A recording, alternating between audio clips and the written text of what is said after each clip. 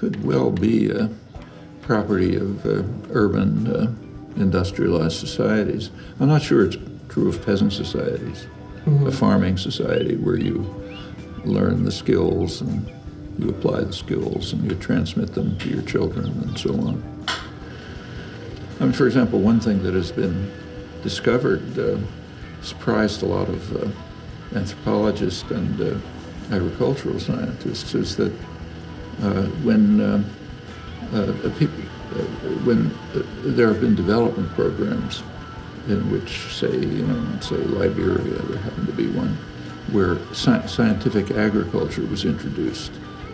Peasants were taught the most sophisticated techniques of agriculture and so on. And they determined that yield dropped. And when it was investigated, yield dropped? Yield, the production, what was produced. Yeah. So they were producing less with scientific agriculture than with traditional peasant agriculture. At first nobody knew why, but when it was investigated, it turned out that agriculture had in fact become a science known only to women. So women had extensive, detailed lore about planting. You plant this seed under this rock at this hour of the day, and so on and so forth. And it was transmitted from mother to daughter for maybe thousands of years. And it got more and more sophisticated. And it got to give very high yields in not very productive soil. And the men in the community didn't even know about it, nor, of course, did the outsiders who came in.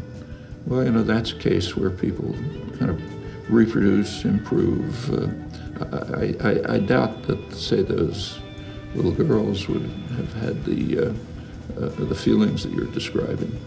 You're getting something from your mother, which is a repository of, endless tradition, and maybe you find ways of adapting it or slightly improving it, but you're essentially reproducing what you grew up with.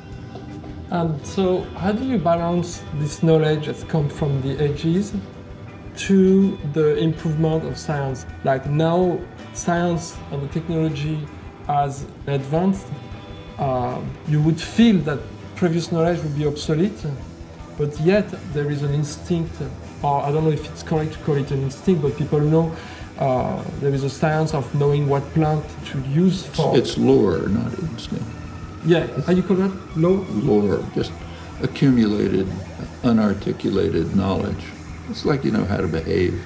Yeah. I mean, you're taught or you learn in childhood how to behave in social situations. You can't articulate it. Yeah. You're not conscious of it. So if you find a child who has, let's say, Asperger's syndrome, they just don't pick up social cues. Yeah. They don't understand when you're supposed to talk to someone and when you're not supposed to talk to them and how you're supposed to act towards them. These are children who will have a lot of problem from nursery school on.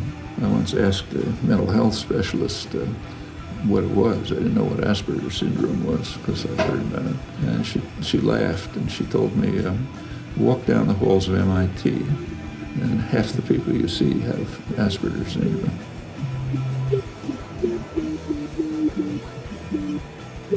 How do you deal with somebody come to you and talk about astrology?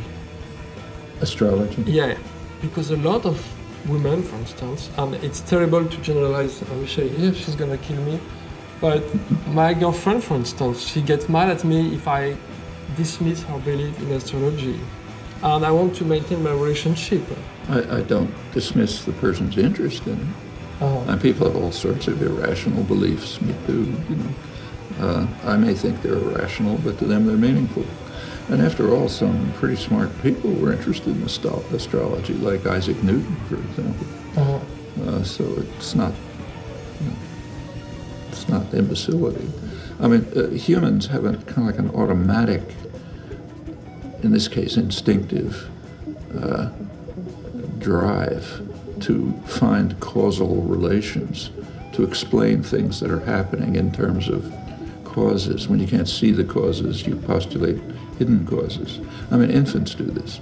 You do experiments with infants in which something is moving along and then something starts moving this way, they'll make up in their minds that there's some hidden contact there that you can't see, Oh, yeah, and we just do this instinctively.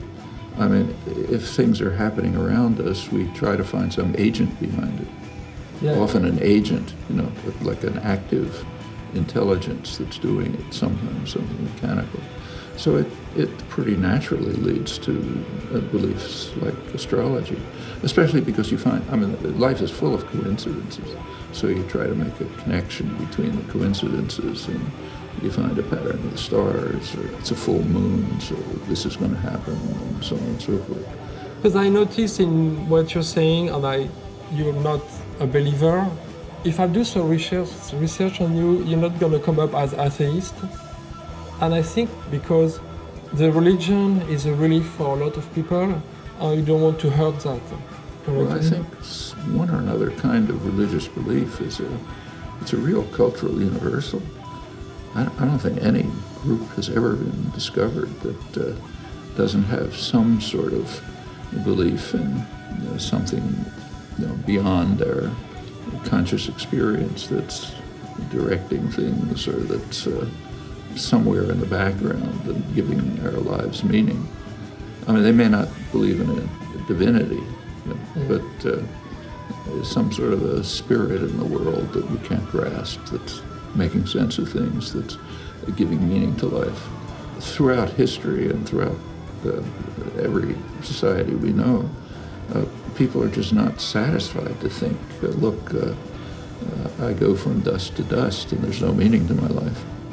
Well, what's your personal feeling on that? I think you go from dust to dust and there's no meaning in your life. But that's hard for a lot. I can easily understand why plenty of people wouldn't be happy to accept this. You can easily understand if, suppose a mother has a dying child and wants to believe that she's going to see him again in heaven. Okay, that's an understandable belief. Yeah. And certainly don't ridicule it or try to teach her, give her a lecture in epistemology or something.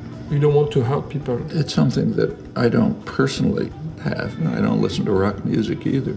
Yeah. But it doesn't mean that other people shouldn't do it. Yeah. And furthermore, the fact of the matter is that religious beliefs do create communities. They weld communities together. And we're a tribal society. People form families, clans, groups, social groups, professional groups. So you want to be part of something. Yeah. And religion happens to be, in fact, again, cross-culturally, one of the ways in which the group coheres and gets something more out of life than just my individual existence. Yeah. So it's understandable that there should be one or another form of religious belief. I think we should change the camera. I think it's the time for the break. Oh, I see. Okay. So we get another camera next time? Yeah, I'm gonna use this one because I Okay. the discussion is so good. I won't want to lose the job.